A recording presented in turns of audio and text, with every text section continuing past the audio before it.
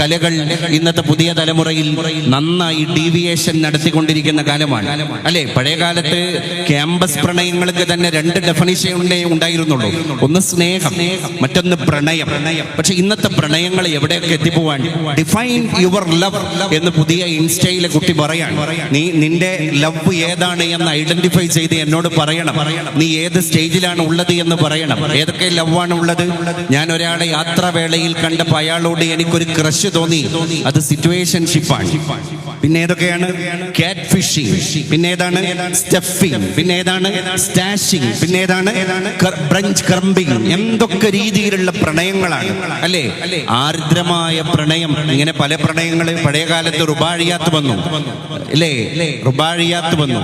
ഇംറുൽ കൈസിനെ ഇവിടെ പരാമർശിച്ചു. ഇവിടെ അനൗൺസിൽ തുടങ്ങിയപ്പോൾ ഞാനത് കേട്ടു. ഇംറുൽ കൈസ്, ലൈലയെ മജ്നു വർണ്ണിക്കുന്ന രംഗം, അതൊക്കെ വഴിവിട്ട പ്രണയങ്ങളായിരുന്നു. ആ ഒരുപാട് പ്രണയങ്ങളിൽ നിന്ന് ഉമർ ഖയ്യാമിന്റെ റുബാഴിയാത്ത് പഴയകാലത്തെ എലിസബത്ത് നിറയിലെ ആംഗലേയ ഭാഷയിലേക്ക് പരിഭാഷപ്പെടുത്തപ്പെട്ടിട്ടുണ്ട്. A book of verses, a loaf of bread, a jug of wine, and thou beside me singing in the wilderness. Oh, wilderness is paradise. ഒരു പെണ്ണിനെ പ്രതീകാത്മകമായിട്ട് നിർത്തിയിട്ട് നേരത്തെ ഉസ്താദ് പറഞ്ഞ പോലെ അവളുടെ ഉടലി ഇങ്ങനെ വർണ്ണിക്കുകയാണ്. നീ ഉണ്ടെങ്കിൽ. അതിനെ MP അപ്പൻ വളരെ മനോഹരമായിട്ട് മലയാള ഭാഷയിലേക്ക് തർജ്ജമ ചെയ്ത് തന്നിട്ടുണ്ട്. ചിന്താ സുന്ദര കാവ്യവും ലഘുതരം ഭോജ്യങ്ങളും ചിന്തി പൂമ്പത പൊങ്ങി വീഞ്ഞു നിറയും സുസ്ഫാടിക കിണ്ണവും കാന്തേ. പെണ്ണിനെ വിളിക്കുകയാണ്, കാമുകിയെ വിളിക്കുകയാണ്. കാന്തേ എന്നരികത്തിളം തന്നലായി നീ പാടാനുമുണ്ടെങ്കിലോ കാന്താരസ്ഥലി പോലും ഇന്നിവനുഹ സ്വർലോകമാണോ മലേ. പെണ്ണെ നീ ഉണ്ടെങ്കിൽ എനിക്ക് നരകം പോലും സ്വർഗമാണ് എന്ന് പറയുന്ന ഈ സ്ത്രീ വർണ്ണന സ്നേഹങ്ങൾ വഴിമാറി സഞ്ചരിക്കാൻ അല്ലേ. തവ തല മുടിയിൽ നിന്നൊരു നാരുപോലും തരികന്നെ തഴുകട്ടെ പെരുമയും പേരും. കാമുകിയുടെ പിറകെ നടന്നിട്ട് പറയാണ്, നിന്റെ കാർക്കൂന്തലിൽ നിന്ന് ഒരു നാരി എന്റെ കയ്യിലേക്കെത്താ, എന്നെ പേരും പെരുമയും തഴുകിത്തലോടട്ടെ. പണ്ട് യൂസുഫ് അലി കേസരി പറഞ്ഞല്ലോ, സഖി നിൻ വാർമുടിത്തൻ കാന്തിയേകി നീലമേഘങ്ങൾ. നീ നീലമേഘങ്ങൾ പോലും സഖി നിന്റെ വാർമുടിയുടെ കാന്തിയാൽ. തവാധര ശോഭയാൽ ഈ ഭൂമിയിൽ പല കോടി പൂത്തീർത്തു കലാകാരൻ. തവ അധര ശോഭ. തവം എന്ന് പറഞ്ഞാല് സംസ്കൃതത്തിൽ നിന്റെ, അധരം ചുണ്ടാണ്. അപ്പൊ നിന്റെ ചുണ്ടിന്റെ ശോഭയാലാണ് ഭൂമിയിൽ പല കോടി പൂക്കൾ ഉണ്ടായത്. അതുകൊണ്ട് ആ ദൈവം വലിയ കലാകാരനാണ്. അപ്പൊ ദൈവം കലാകാരൻ ആയതെപ്പോഴാണ്? തന്റെ പ്രണയിനി തന്റെ കഥാപാത്രമായപ്പോൾ മാത്രമാണ് ദൈവത്തിന് കലാകാരനാകേണ്ടി വന്നത്. പി ഭാസ്കരൻ പണ്ട് പറഞ്ഞല്ലോ, അതുകൊണ്ട് ഒന്നുമില്ലായ്മയിൽ നിന്ന് അല്ലേ. എങ്കിലും എൻ ഓമലാൾക്ക് താമസിക്കാൻ എൻ കരളിൽ തങ്കക്കിനാക്കൾ കൊണ്ടൊരു താജ്മഹൽ ഞാൻ പണിയാം.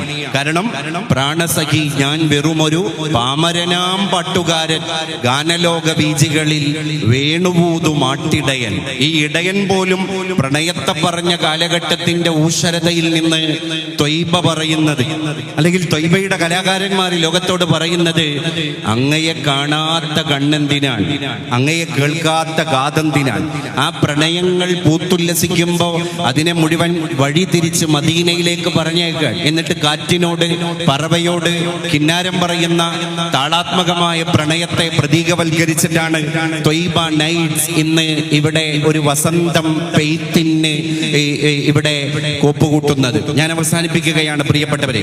കാരണം വളരെ സമൃദ്ധമായ രീതിയിൽ സംഗീത സാന്ദ്രമായ ഒരു ദഫ്, പരിശുദ്ധ പ്രവാചക തിരുമേനിയുടെ അപദാനങ്ങളെ വാഴ്ത്തി നമ്മുടെ കലാകാരന്മാര് അണിയിച്ചൊരുക്കുന്ന ദഫ് കളിയാണ് ഇവിടെ നടക്കുന്നത്.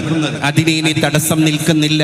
എന്തുകൊണ്ടും ഈ മനോഹരമായിരിക്കുന്ന കൈക്കുടന്നയെ നമ്മളെല്ലാവരും സ്വീകരിക്കുക. ഈ പ്രിയപ്പെട്ട കലാകാരന്മാരോടും സംഘാടകരായ പ്രിയപ്പെട്ട സുഹൃത്തുക്കളോടും എനിക്ക് പറയാനുള്ളത്, your goals should be challenge yourself.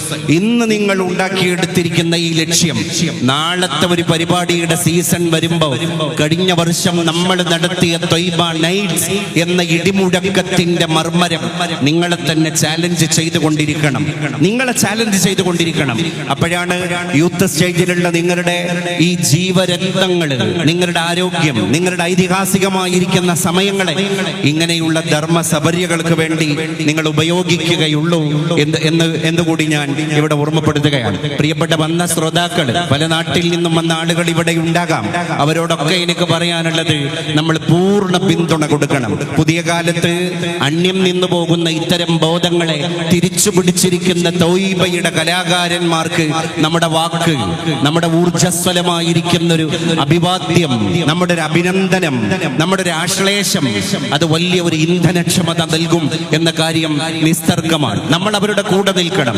നമുക്ക് ഇങ്ങനെ ഒരു പരിപാടി നടത്താൻ സാധ്യമല്ലെങ്കിൽ നടത്തിയവർക്ക് ഊർജമായി നിൽക്കാൻ സാധിക്കുന്നത് നടത്തിയതിന് സമാനമാണ്.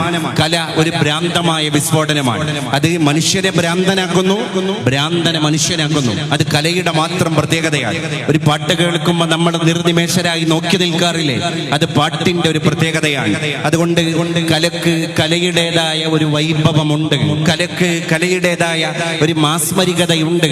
അത് താളമായി, സ്വരമായി, രാഗമായി, ലയമായി, ശ്രുതിയായി നമ്മിലേക്ക് പെയ്യുമ്പോൾ നമ്മുടെ പഞ്ചേന്ദ്രിയങ്ങളാണ് ആ വികാരത്തോടു കൂടെ അതിനെ ചേർത്ത് പിടിക്കുന്നത്. വികാരം നഷ്ടപ്പെട്ട പുതിയ കാലത്തിന്റെ മുമ്പിൽ കല ഒരു ടൂളായി മാറട്ടെ. നമ്മളെ കുട്ടികളെ ഇന്ന് ഭരിച്ചുകൊണ്ടിരിക്കുന്നത് ആർട്ടിഫിഷ്യൽ ഇന്റലിജൻസിന്റെ യന്ത്രങ്ങളാണ്. ഈ അടുത്താണ് അമേരിക്കയിൽ ആത്മഹത്യ ചെയ്ത ഒരു 19 വയസ്സുകാരന്റെ അമ്മ കോടതിയിലേക്ക് കയറിയിട്ട് കോടതിയിൽ പരാതി കൊടുത്ത പ്രതിയാരാണ്? ChatGPT ആണ്. എന്താണ് കാരണം? ആ കുട്ടി ആത്മഹത്യ ചെയ്യാനുണ്ടായ കാരണം ChatGPT ആണ്. ChatGPTയോട് ചോദിച്ചു, എനിക്ക് ജീവിതം മടുത്തു, ഞാൻ എങ്ങനെ സൂയിസൈഡ് കമ്മിറ്റ് ചെയ്യും? ChatGPT വളരെ വെടുപ്പും വൃത്തിയായിട്ട് ആത്മഹത്യ ചെയ്യാനുള്ള എല്ലാ വഴികളും പറഞ്ഞു കൊടുത്തു. എന്തേ? ChatGPTയുടെ അകത്ത് വികാരമില്ല, വിവേകമില്ല. അതുകൊണ്ട് മോനെ, നീ ആത്മഹത്യ ചെയ്യണ്ട എന്ന് പറഞ്ഞ് ഉപദേശിക്കാൻ ChatGPTക്ക് കഴിയൂല, ജെമിനിക്ക് കഴിയൂല. അതുകൊണ്ട് ഇന്ന് നമുക്കുള്ള ഡയറ്റ് അത് ഡാറ്റ ഡയറ്റ് ആണ് വേണ്ടത്. അത്യാവശ്യം നന്നായി പുഷ്ടിച്ച ഭക്ഷണം കഴിച്ച ആളുകളോട് ഡോക്ടർമാർ പറയാറുണ്ട്, ഇനി ഫുഡിൽ കുറച്ച് ഡയറ്റ് വേണം. പുതിയ കാലത്ത് നമുക്ക് വേണ്ട ഡയറ്റ് ഡാറ്റ ഡയറ്റാണ്. ഒരു ദിവസം 5-6 GB ഉപയോഗിക്കുന്ന കുട്ടി ഇനി 3-2 GB ഉപയോഗിച്ച് ക്രമാതീതമായി ജീവിതത്തെ തിരിച്ചു പിടിക്കണം എന്ന് ആരോഗ്യ വിദഗ്ധരും മനഃശാസ്ത്ര വിദഗ്ധരും ഒരുപോലെ പറയുന്ന കാലത്ത് നമ്മുടെ ഡാറ്റകളെ നമ്മൾ ഓഫ് ചെയ്തിട്ട് വേണം ഇങ്ങനെയുള്ള പരിപാടി കാണാൻ. കാരണം നമ്മൾ യന്ത്രമല്ല, നമ്മൾ ആർട്ടിഫിഷ്യൽ ഇന്റലിജൻസ് അല്ല. ചൈനയിലെ ഒരു റോബോട്ട് അതിനെന്തോ ടെക്നിക്ക് മിസ്റ്റേക്ക് വന്നപ്പോ മുന്നിലുള്ള എഞ്ചിനീയർ അടിച്ചു കൊന്നു. ആരാണ് പ്രതിസ്ഥാനത്തുള്ളത്? ഒരു യന്ത്രമാണ്. പുതിയ കാലത്തെ മന്ത്രങ്ങൾ പോലും യന്ത്രങ്ങൾ ഏറ്റെടുക്കുന്ന കാലഘട്ടത്ത് നമ്മുടെ ഇത്തരത്തിലുള്ള മൊബൈലുകൾ നമ്മുടെ സ്ക്രീൻ ലൈഫിൽ നിന്ന് മാറി ഓഫ് സ്ക്രീനായി മുഖത്തെ ഓൺ ചെയ്ത് ഹൃദയത്തെ ഓൺ ചെയ്ത് ഹൃദയപരതയോടുകൂടെ ഇത്തരം കലകളെ തുറന്ന മനസ്സോടുകൂടെ ആസ്വദിക്കാൻ നമുക്ക് സാധ്യമാകട്ടെ. ത്വയ്ബയുടെ നൈറ്റ് ഒരുപാട് രാത്രികളിൽ നമ്മുടെ ഉറക്കം കെടുത്തുന്ന ധന്യമായ ചിന്തകൾ നമുക്ക് നൽകുന്ന ഒരു രാത്രിയാകട്ടെ. എല്ലാവിധ അഭിവാദ്യങ്ങളും അർപ്പിച്ച് ഞാൻ ഉപസംഹരിക്കുന്നു. നിങ്ങൾക്ക് നന്ദി. അസ്സലാമു അലൈക്കും.